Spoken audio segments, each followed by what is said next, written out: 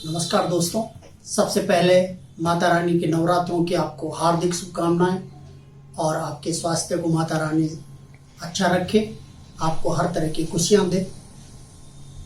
मेरा संक्षिप्त परिचय, मैं लेखक, अभिनेता, गीतकार व निर्देशक बादल झरवाल।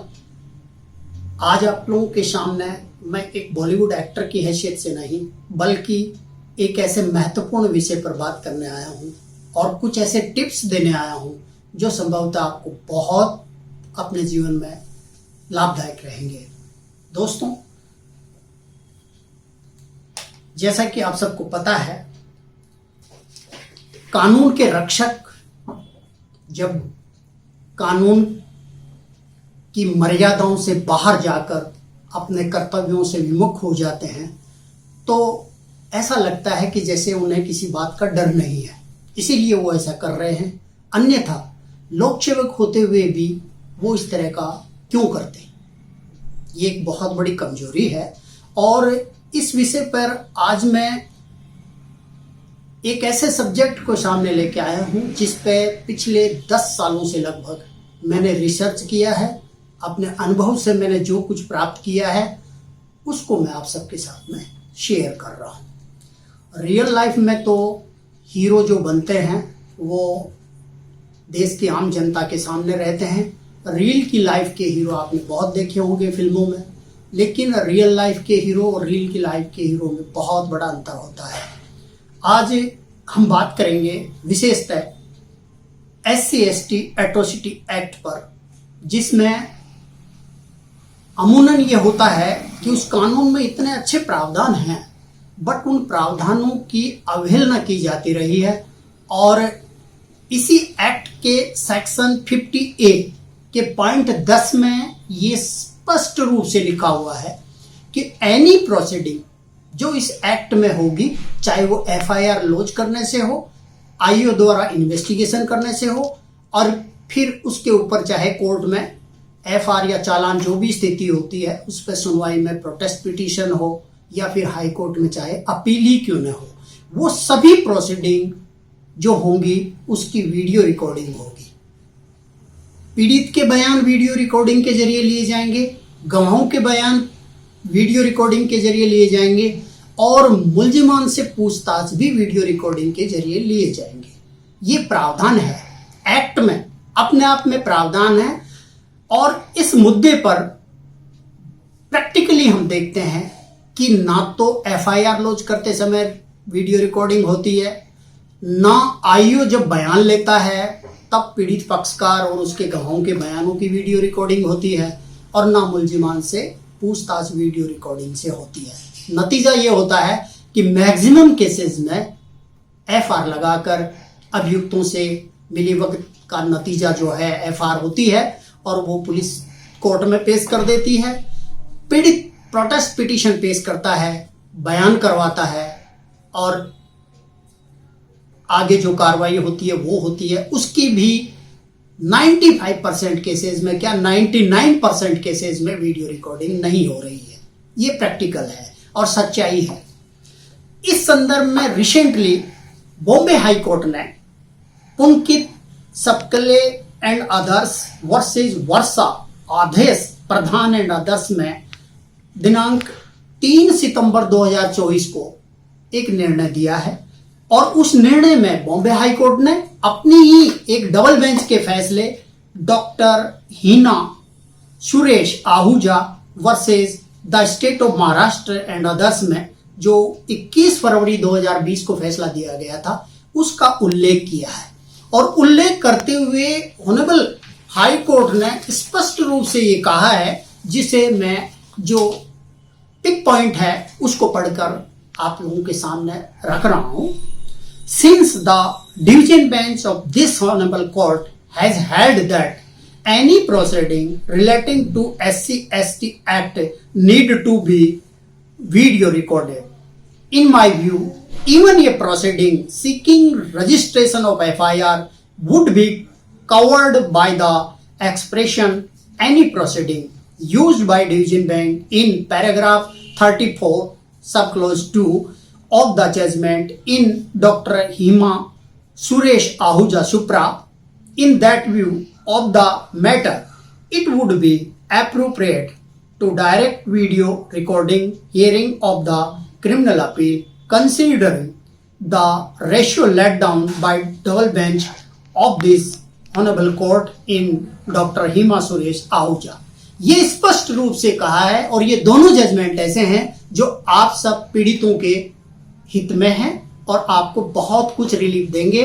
आपके केस यदि इस कैटेगरी के हैं जिनमें पुलिस आपकी मदद नहीं कर रही, मुलजिमान से मिली भगत करके एफआईआर लगा रही है और कोर्ट में आपकी सुनवाई नहीं हो रही, ये दोनों जजमेंट जो मैंने अभी रेफर किए हैं, ये दोनों ही जजमेंट उन व्यक्तियों के लिए भी महत्वपूर्ण हैं जो इस एक्ट के तहत अपराध करते हैं। यदि इस तरह के कानून की उनकी जानकारी में तथ्यात्मक विवरण रहेगा तो वो एटलीस्ट भविष्य में तो इस तरह के कोई अपराध नहीं करेंगे। ये एक बहुत व्यापक जनहित का मुद्दा है और इसलिए मैंने इसको अपने अनुभव के आधार पर कलेक्ट किया है और आज आप सबके सामने शेयर करने के लिए व्यवस्था महसूस की है, क्योंकि इस एक्ट में जो पीड़ित है उनको बहुत ज्यादा नुकसान हो रहा है। आप देखिए, इस तरह के जो क्राइम हैं वो एफआईआर लॉन्च होने के बाद सबसे पहले डीवाईएसपी स्तर के अधिकारी, उसमें आईओ होता है, उससे नीचे का अधिकारी कोई भी सब इंस्पेक्टर या इंस्पेक्टर लेवल का उसमें आईओ नहीं होता है। बड़े महानगरों में इसे एसीपी बोला जाता है और बाहर के क्षेत्रों में, ग्रामीण क्षेत्रों की बात कर रहा हूं, वहां इसको डिप्टी या डीवाईएसपी कहा जाता है। दोस्तों, ऐसे मुद्दों पर जब डीवाईएसपी या एसीपी अपना इन्वेस्टिगेशन कंप्लीट करके कोई भी रिपोर्ट देता है, चाहे वो चालान पेश करता है या उस पर एफआईआर देता है, तो वह अपने सीनियर बॉस यानी एसबी से या डीसीपी से परमिशन लेता है और इस दौरान एसबी और डीसीपी की जिम्मेदारी बहुत ज्यादा बढ़ जाती है, इस सेंस में कि उनको जो नतीजा पेश किया जा रहा है उस पर यह देखना होता है कि पीड़ित के, उसके गवाहों के बयान वीडियो रिकॉर्डिंग से लिए गए हैं या नहीं लिए गए हैं। दूसरा, कि अभियुक्तों से जो पूछताछ की गई है क्या उसकी वीडियो रिकॉर्डिंग हुई है, क्या घटना स्थल पर जब पुलिस गई है तो क्या उस घटना स्थल की वीडियो रिकॉर्डिंग हुई है, या कोई डॉक्यूमेंट जब्त किया है इन्वेस्टिगेशन के दौरान, क्या उस समय वीडियो रिकॉर्डिंग हुई है या नहीं हुई है। ये सारे जो काम हैं ये बहुत अनिवार्य हैं और एक्ट के अनुसार आईओ ऐसा करने के लिए ड्यूटी बाउंड है, यह स्पष्ट है।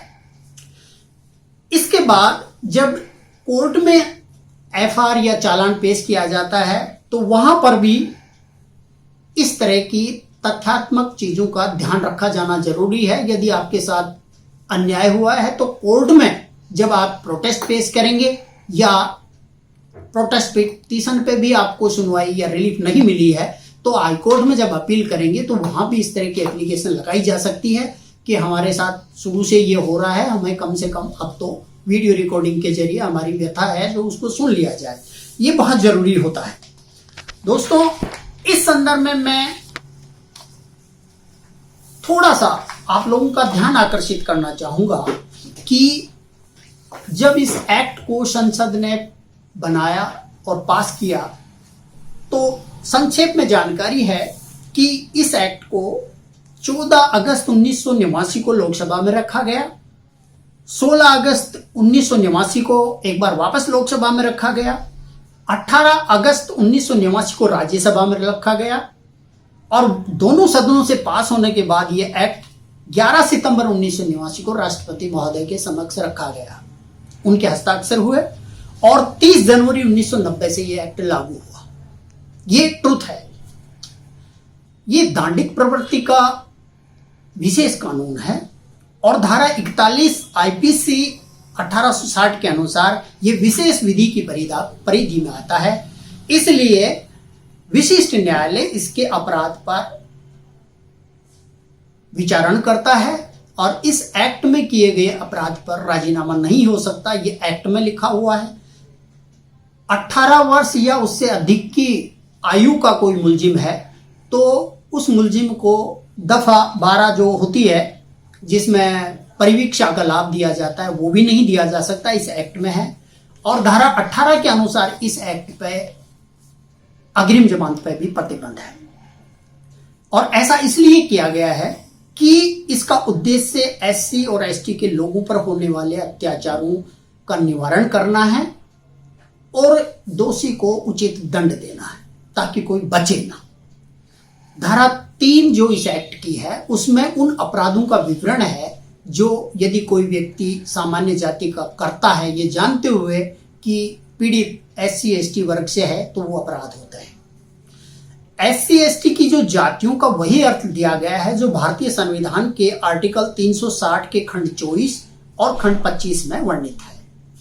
धारा 4 क्या कहती है? इस एक्ट की धारा 4 कर्तव्यों की अनदेखी के लिए 6 महीने से लेके 1 साल तक की सजा का प्रावधान है इसमें एक्ट में। दोस्तों, कर्तव्यों की अनदेखी में कौन आएगा ये सबसे बड़ा सवाल है। कर्तव्यों की अनदेखी कौन करेगा? या तो आईओ करेगा या उसका उच्च अधिकारी करेगा, यानी एसपी लेवल का अधिकारी करेगा या डीवाईएसपी स्तर का अधिकारी करेगा। और इसमें जो अलग अलग पॉइंट बने हुए हैं उन पॉइंटों में यह भी प्रावधान है कि 60 दिन के भीतर ऐसे मामलों का इन्वेस्टिगेशन कंप्लीट करके संबंधित कोर्ट के सामने पेश करना अनिवार्य है। यदि कोई देरी होती है तो उसका उचित कारण स्पष्टीकरण के रूप में उच्च अधिकारियों से परमिशन लेके एक्सेप्टेड है। बट ऐसे अधिकारी जो इस एक्ट के तहत अपराध करते हैं उनके विरुद्ध में कोई भी चार्ज तब फ्रेम होगा जब प्रशासनिक जांच करवा ली जाएगी। और निश्चित रूप से प्रशासनिक जांच ऐसे अधिकारियों के विपरीत आएगी यदि उन्होंने वीडियो रिकॉर्डिंग के जरिए प्रोसीडिंग जो भी चली है इस एक्ट में उनका अनुपालन नहीं किया।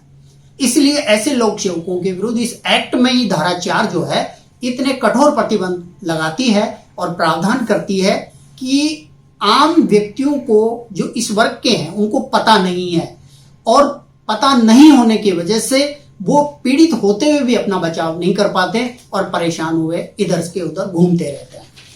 इस संदर्भ में इसी एक्ट की धारा 8 बहुत महत्वपूर्ण है जो प्रेजम्पशन एज टू ऑफेंस का प्रावधान है जिसमें, और presumption is a rule of evidence माना गया है। ऑनरेबल सुप्रीम कोर्ट ने, ऑनरेबल हाई कोर्ट्स ने इस संदर्भ में बहुत से जजमेंट पास किए हैं।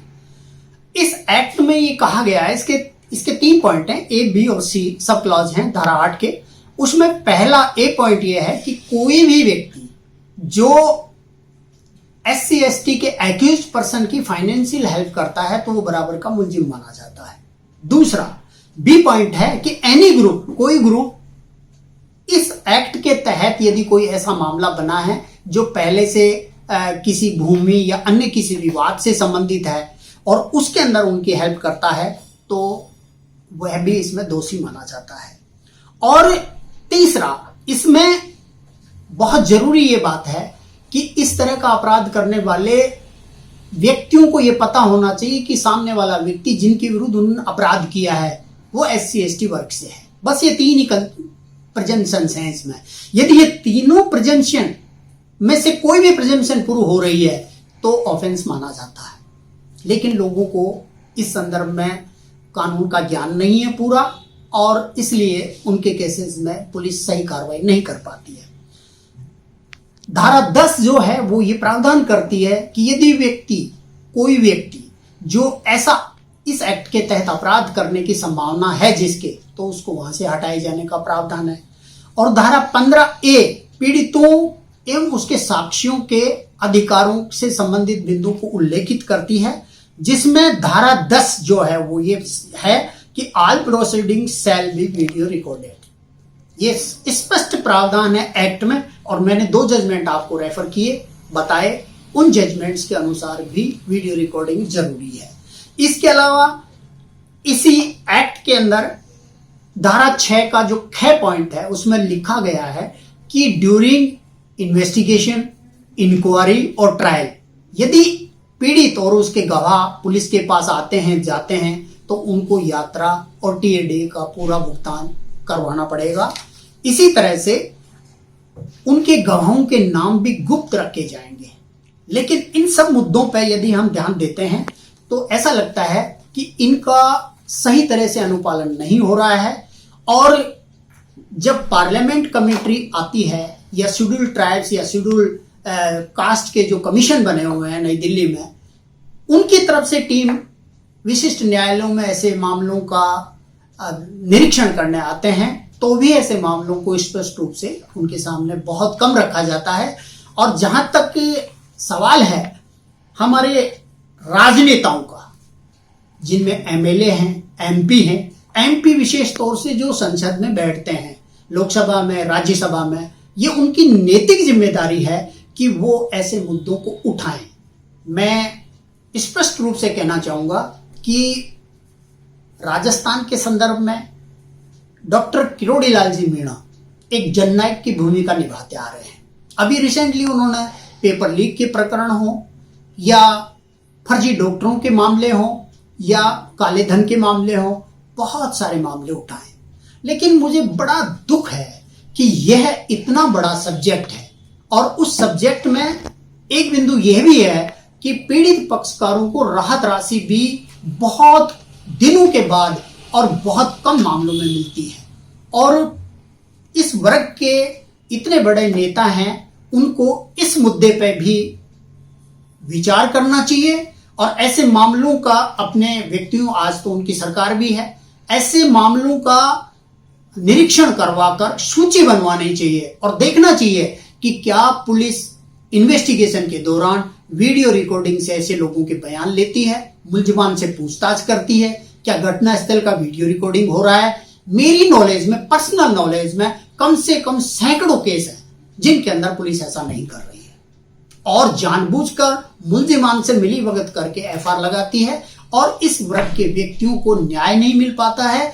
और यही कारण है कि SC/ST एक्ट के 80% मामले झूठे साबित हो रहे हैं, क्योंकि प्रारंभ से ही जो कानून बना हुआ है उसके अनुसार उन मामलों में प्रॉपर ध्यान नहीं दिया जाता, प्रॉपर इन्वेस्टिगेशन नहीं किया जाता। और एसबी लेवल के स्तर पर जब ऐसे मामलों को DYSP अनुमति के लिए भेजता है तो वहां भी इन मामलों की अनदेखी की जाती है और सच्चाई से दूर रहा जाता है। मैं समझता हूं कि यदि इस तरह के मामलों को एक सूचीबद्ध करके दोषी अधिकारियों को कानून के समक्ष पनिशमेंट करवाया जाए तो मैं समझता हूं कि 80% नहीं बल्कि 90% IO और SB जो SC/ST मामलों के इन्वेस्टिगेशन में शामिल रहे हैं दोषी पाए जाएंगे, क्योंकि यह प्रक्रिया कोई अपना ही नहीं रहा है। अब इस विषय पर सोचना बहुत गंभीरता से है, क्योंकि इस वर्ग के लोगों का बहुत अहित हो रहा है और इस मुद्दे को मैंने तो आज हिम्मत करके और ये सारे तथ्य एकत्रित करके और सामने रखे हैं, लेकिन उसका प्रभावशाली जो रिजल्ट कब आएगा जब ऐसे बड़े नेता इस मामले पर बड़ा खुलासा करवाएंगे, अपनी टीम भेजेंगे और ऐसे मामले जो कोर्टों में चल रहे हैं उनकी फाइलों में जाके देखेंगे कि क्या वास्तव में IO ने ऐसा किया है या नहीं किया है, तो सच्चाई सामने आएगी। और मेरा मकसद कानून की अनुपालना करवाना है, क्योंकि कानून की अनुपालना जहां नहीं होती है वहां भ्रष्टाचार फैलता है, मुलजिमों से मिलीभगत होती है और ऐसे मुलजिमों की हिम्मत कानून को बार बार तोड़ने की होती है और पीड़ितों को दर दर ठोकरें खानी पड़ती हैं और उन्हें न्याय नहीं मिल पाता है। धन्यवाद दोस्तों, मैं उम्मीद करता हूं कि ये वीडियो आप सबके लिए बहुत ज्ञानवर्धक होगा और इससे आप सबको बहुत फायदा मिलेगा। और मैं समझता हूं कि यदि हमारे राजनेता जो जनता के बीच में जाते हैं, ऐसी समस्याओं को जब जनता उनके सामने रखेगी तो वो भी इस मुद्दे पर सक्रिय भूमिका निभाएंगे और लोगों को न्याय मिल सकेगा। धन्यवाद दोस्तों।